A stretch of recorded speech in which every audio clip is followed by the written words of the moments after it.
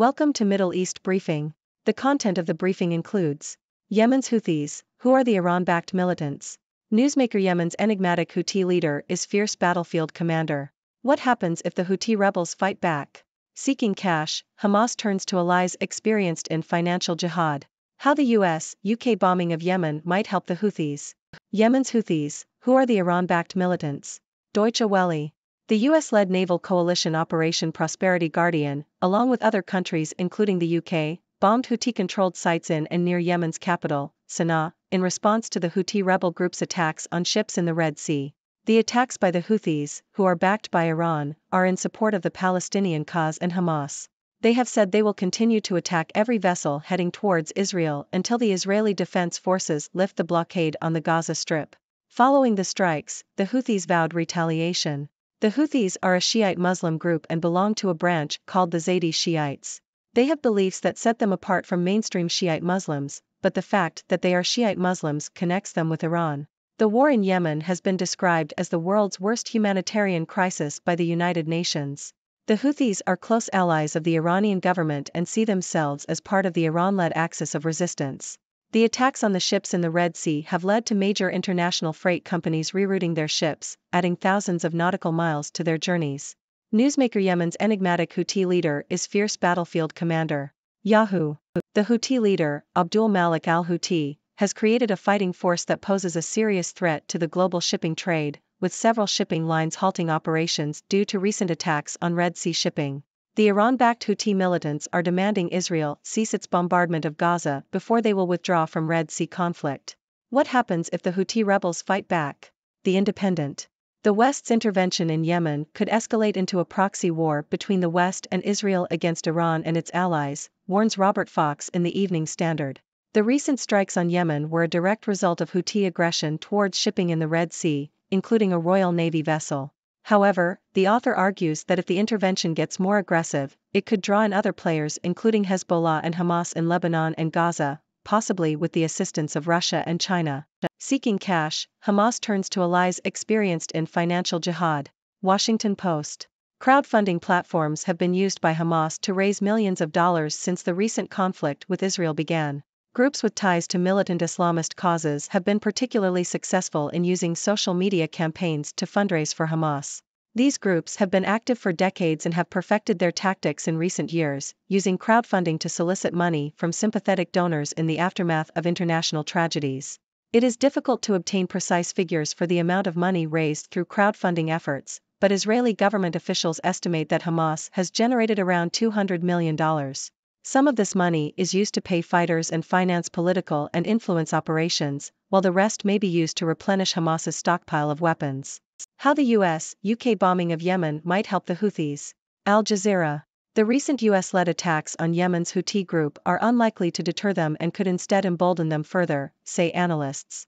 The US and UK bombed multiple sites in Yemen on Thursday night, in response to the Houthi targeting of Israel-linked ships in the Red Sea. The Houthi group controls large parts of Yemen but is not internationally recognized as the country's government. Analysts argue that the Houthi group, also known as Ansar Allah, could gain from a raised regional and domestic profile. The group's actions in the Red Sea, as well as its support for the people of Gaza, have been popular among Yemenis and have bolstered recruitment. The Houthis say they are intercepting Israel-bound ships to pressure Israel to allow more humanitarian aid into Gaza. The group's tactics have changed, but it has not ceased its activities in the Red Sea, as it has not achieved its aim and does not fear US threats. Meanwhile, the Houthis are in talks with Saudi Arabia over a long-term ceasefire. Bowen, strikes could undermine US aim to contain war. BBC. The recent US and British attacks on the Houthi rebels in Yemen are directly linked to events in Gaza and represent an escalation of the crisis gripping the region. The Houthis have vowed to respond to the attacks, and it is possible that pro-Iranian militias in Iraq and Syria will also increase their action against American forces in the region. This could make it harder for the US to avert all-out war between Israel and Hezbollah, the Lebanese militia backed by Iran. The Houthis are part of the network of allies and proxies that Iran has constructed in the region.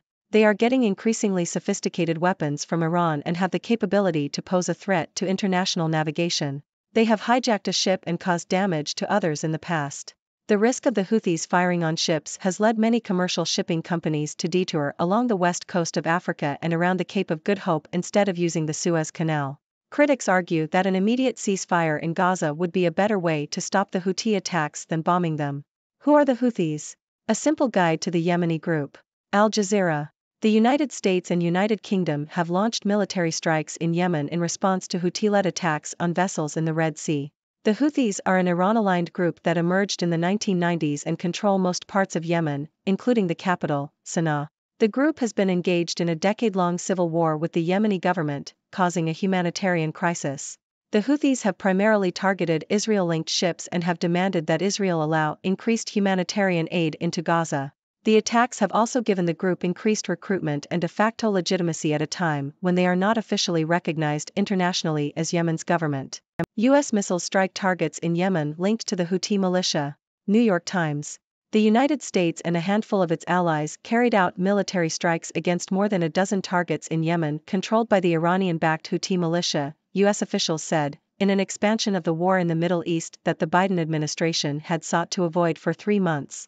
The American-led air and naval strikes came in response to more than 24 Houthi drone and missile attacks against commercial shipping in the Red Sea since November, and after warnings to the Houthis in the past week from the Biden administration and several international allies of serious consequences if the salvos did not stop. The Houthis defied that ultimatum, vowing to continue their attacks in what they say is a protest against Israel's military campaign in Gaza. The Allied strikes hit radars, missiles and drone launch sites, and weapons storage areas.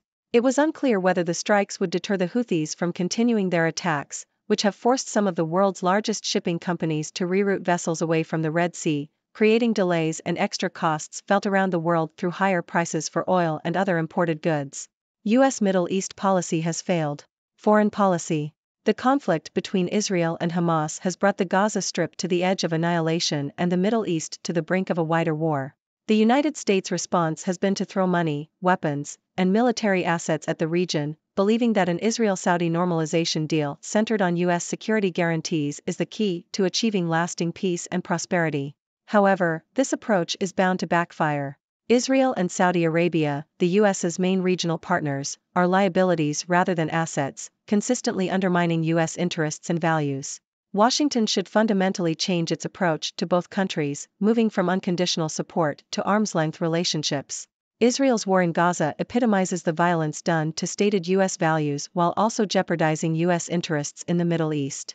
The destruction wreaked by this war will take generations to fix, and Washington's global image has been permanently tarnished by its support for such actions. The conflict could escalate into a broader regional conflict with direct U.S. involvement, as skirmishes between Israel and Hezbollah escalate and Iranian proxies carry out attacks on U.S. military personnel. Washington appears either unable or unwilling to leverage its special relationship with Israel or hold Benjamin Netanyahu responsible. Saudi Arabia is one of the most autocratic states in the world, committing widespread human rights abuses at home and supporting autocracies throughout the region. The Saudi-led military intervention in Yemen has produced the world's worst humanitarian crisis and caused over 377,000 deaths. Riyadh is connected to nearly every conflict zone and geopolitical fault line in the Middle East.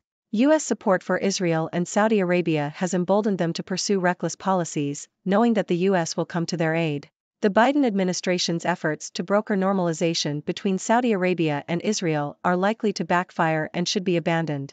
A fundamental reorientation of U.S. Middle East policy is necessary to end complicity in its partners' policies and reorient U.S. interests in the region. U.S.-led strikes spark outrage in Middle East. New York Times. The U.S.-led airstrikes in Yemen have been met with condemnation by many countries in the Middle East. The strikes were in response to a series of Houthi attacks against ships in the Red Sea, and the Houthis have claimed they are targeting Israeli ships and those heading to Israel in support of Palestinians in Gaza. However, many countries in the region have criticized the U.S.-led action, warning that it could cause a broader conflict in the Middle East. Even close U.S. ally Oman expressed concern, stating that the military action would not deter the Houthis but would only inflame regional conflict. Well, my dear viewers, it seems like the situation in Yemen is heating up. The recent U.S.-led airstrikes on Houthi-controlled sites in Yemen have sparked a lot of debate and speculation. Let's break it down for you. First, let's talk about the Houthis. They are a Shiite Muslim group that emerged in the 1990s and are backed by Iran. They control most parts of Yemen and have been engaged in a decade-long civil war with the Yemeni government, causing a humanitarian crisis. The recent attacks by the Houthis on ships in the Red Sea, which they claim are in support of the Palestinian cause and Hamas, have led to major international freight companies rerouting their ships, adding thousands of nautical miles to their journeys. Now, here's where it gets interesting. The US and its allies have responded to the Houthi attacks with airstrikes, targeting Houthi-controlled sites. However, some analysts argue that these strikes are unlikely to deter the Houthis and could actually embolden them further. The Houthis have gained popularity among Yemenis for their actions in the Red Sea and their support for the people of Gaza. And let's not forget that they are part of the network of allies and proxies that Iran has constructed in the region. So, the question is, will these airstrikes escalate the conflict or deter the Houthis? Only time will tell. But that's not all, folks. The situation in Yemen could have wider implications. Some experts warn that the West's intervention in Yemen could escalate into a proxy war between the West and Israel against Iran and its allies. This could draw in other players like Hezbollah and Hamas in Lebanon and Gaza, possibly with the assistance of Russia and China. It's like a game of geopolitical chess, but with real-life consequences. And speaking of consequences, the recent attacks on Yemen could have unintended economic effects. Major shipping companies have already rerouted their ships, causing delays and extra costs. And let's not forget the humanitarian crisis in Yemen, which the United Nations has described as the world's worst. The war in Yemen has already caused immense suffering, and these recent events could make the situation even worse. So, my dear viewers, what do you make of all this? Do you think the airstrikes will deter the Houthis or embolden them further? How do you see the situation in Yemen playing out? And what do you think the international community should do to address the humanitarian crisis in the country? I'm curious to hear your thoughts. Thank you for tuning in. The content above showcases the latest briefing reports and analytical synopses, thoughtfully curated by the 6Do team. These insights stem from a wide array of reputable media outlets, think tanks, government sources, and specialized experts worldwide. We encourage you to explore these sources for a comprehensive perspective. Keep in mind that while the content may not always align with the official standpoint of 6Do Brief, it's not meant to be taken as absolute directives for decision-making. Comprising seasoned media professionals, learned scholars, and accomplished scientists, the 6Do team embodies a trailblazing, fully independent media entity. To customize 6Do Brief to meet your professional needs, you have the option to subscribe to a diverse array of briefings on our website, 6dobrief.com. Regardless of your location, you can conveniently receive 6Do Brief via email.